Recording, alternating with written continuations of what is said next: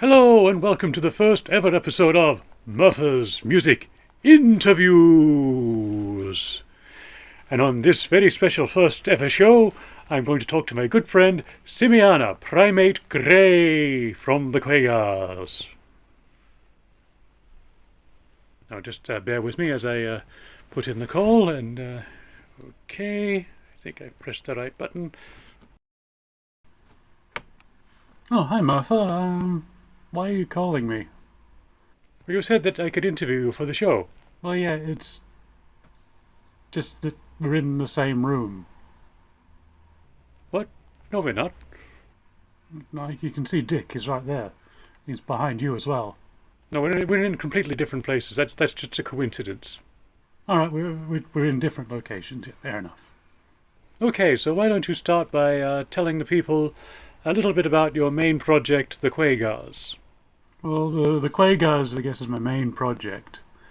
I do little bits and pieces here and there with other groups and things like that, but that's the main thing.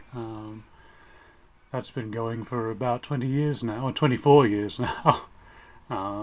It's kind of weird. I say this sometimes when I play live, that there's songs that I'm playing that are now older than I was when I wrote them, so that's always an interesting thing to sort of to be able to say, but yeah, I can only imagine what people like Paul McCartney must feel like when they're playing songs that they wrote when they were 18 and now they're in their 80s, and it's like, what's happened? But yeah, I'm turning 41. Well, I guess you said it is going out tomorrow, yeah. So yeah, today for people watching this. For me, it's tomorrow, but. Yeah, so at the time of you watching this, I am 41 years old, and I'm still playing songs that I wrote as a teenager and into my early 20s, and maybe we play the new ones as well. But yeah, it's interesting to be able to say that. Well, at the moment we're working on the 11th album, which is called Not Them Again. We've just finished the Mouldy trilogy, which was Mouldy, Even Mouldier, and At Their Mouldiest. That started from a joke being that the Quagaars albums don't go gold, but they do go mouldy. That's just, yeah, we're one of those bands. We don't take ourselves too seriously. We take a lot. Sometimes we will if we're doing a political song or something like that. But yeah, we just sort of don't really go into that whole.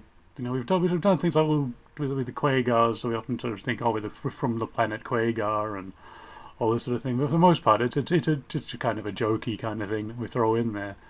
I don't think I could really commit to it to the level of Bowie when he was doing the whole Ziggy Stardust thing, or or Slipknot, or Kiss, where you never saw them without the masks, or never saw them without the face paint for a number of years, and all of that. I just think that I couldn't keep that up, and so. Yeah, and so I use it as punchlines on stage. Like if I'm doing a solo show, I would say something. Oh, the rest of the band really wanted to be here, but they've got attacked by Daleks on the way here, or something like that. So it's that kind of thing. You know what my show is like. You've been there. Probably on this YouTube channel, there would be footage of that. I think there's one where he's sitting on a pumpkin. It was filmed at the Wheat Sheaf in Walsall, and it was around Halloween time, so they had this pumpkin on the stage, and so we just sat him. He was sitting there for the whole show. That pumpkin was delicious. Yum yum yum. You weren't supposed to eat that pumpkin. It was there for decoration. Then I should know better. Don't put vegetables around where there's gorillas, because we're going to eat them. That's what they're for. Yum yum yum. So when would you say you first started getting into music and sort of maybe thinking of becoming a musician in your own right? Well, I've always loved music. You know that. You've been around me since I think we met when I was about 5 or 6. So, yeah, you've known me most of my life, so you know that music is pretty much my life. And so, yeah, I suppose that my first big musical heroes were the Beatles, especially George Harrison. He was the one I always looked up to. He's the reason I play guitar, and so. Yeah, from there I just sort of developed looking to a lot more of the classic rock stuff rather than what was popular as I was growing up. And yeah, most of my influence are probably from that era. Certainly Bowie was a big influence. Kiss were for a while. I still like their music, but they're not good people. So I just it's one of those things. It's like the whole Marilyn Manson thing, where that yeah, I like his music, but he's probably not the greatest person. So yeah, it's hard sometimes to separate the art from the artist. Although you try to, it's sort of like that whole thing with a lot of people with what I like to call J.K. Rowling in her own shit, like a happy little piggy. People that are fans of her work like to try and separate it and say, "Oh, but Harry Potter's not like that," and things like that. It's well, yeah, I can see the reasoning behind it, but you still, if you're giving them money, the money's going to her. So I guess I'm lucky in a sense with a lot of any of the more controversial artists that I've been a fan of over the years. I already own all of this stuff, so I don't have to worry about giving them money ever again. It's just, yeah, it makes it difficult.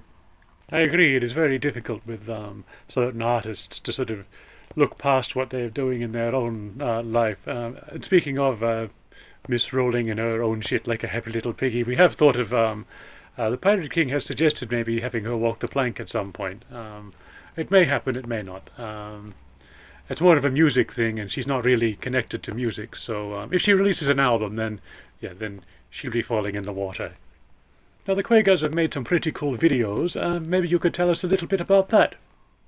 And yeah, you guys, you and your brothers, I don't know, I don't think Cousin Furphy's ever appeared in one of my videos, but several of you have appeared in my videos.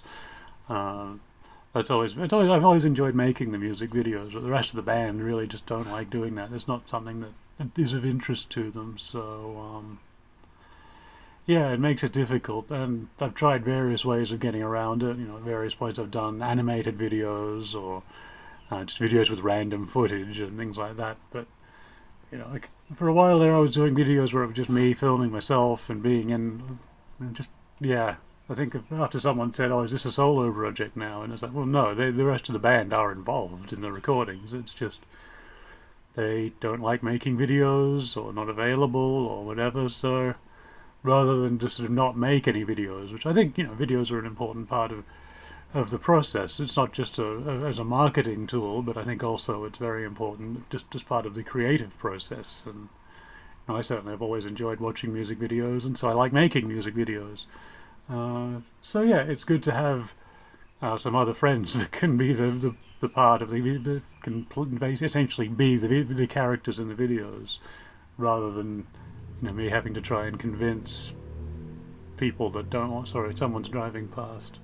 Bloody fart machine! They're always driving that bloody fart machine past the house. I think it's actually a motorbike, but it sounds like a giant fart that just doesn't stop. It sort of just... Most annoying. Especially, it always happens when I'm trying to record. Yeah, to try and convince people that don't really want to be there to try and film something. We've tried to do it a few times where that... I say, oh, it was a song about video games, so just film yourself playing video games or something like that. And then I say, oh yeah, I'll do it, and it never happens. So that's fine, everyone in the band's got their own lives and all that, so... Yes, and my brothers and I do enjoy filming those for you. It's a lot of fun. We just sort of think up different things that we can do, just so that we can, create something visual to go with the songs. I'd rather just sort of focus on the creative process. So that's what we do, we don't really sort of go out of our way as to sort of, we're not sort of that obsessed, we're not obsessed with promotional stuff or anything like that. We just like it, just do it because we like doing it. And, I think that's the way that it should be. I just remember I saw a documentary about Tom Petty. It was before he died, so it'd be a while ago now. And they were interviewing his father, and he was saying that if Tom wasn't making a cent, he'd still be doing it. And that's just kind of, I don't make any money off of it, and so, I think that's what it is. I think if you're a musician or you're an artist or whatever, you do it regardless of whether you're successful or not. I hear these stories of, oh yeah, we didn't make it big, so we broke up, and I thought, well, but you would surely the reason you were doing it in the first place had nothing to do with that. If you make it big, that's great. It's a great byproduct of it, but I don't think that should ever be the aim, but I don't know, I don't have that in me to sort of be like that, so... Now some might say that you have a slight obsession with monkeys and apes. What would you say to this? Yeah, I mean, it's Neon Chimp Records and Neon Chimp Channel, and when I did the wrestling show, it was the gorilla position, and I've always had that obsession with monkeys and apes. I think it started when my mum gave me Chimpy when I was 2 or 3 years old, and yeah, it just kind of expanded from that. And every birthday and Christmas growing up, there was going to be at least something ape related. And I just love monkeys and apes. I think that's why we became friends. And yeah, and personally, I think this is a healthy obsession to have. I think that if more humans were obsessed with apes, you could learn something from us, because we apes, we're smarter than you. So, yes. Well, thank you very much, Simiana, for appearing on my show, and, yeah, so should I wave to you over that way, or...? No, don't wave over here. We're in different we were supposed to be in different rooms, remember? Oh, right, sorry, he's not over there. That's what he is saying. I don't know how it works with this thing. Yes.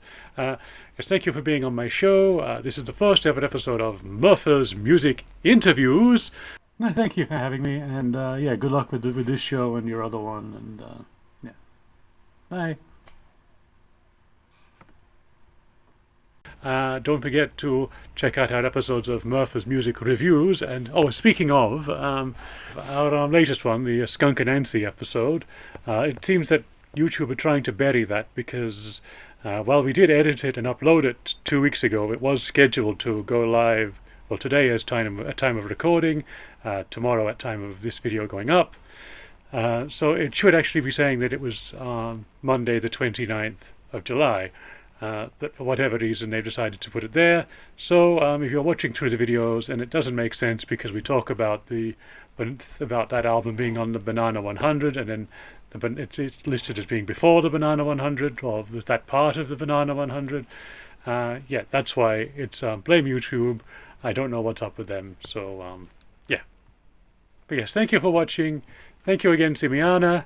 And don't forget, we also have merchandise available. You can also like and subscribe or leave a comment. Maybe talk about your favorite, the favorite time you had pumpkin, your favorite pumpkin dish, perhaps. Thank you for watching. This has been Murfer's Music Interviews. And the camera knockover thing is only for reviews. A gorilla has to have a code.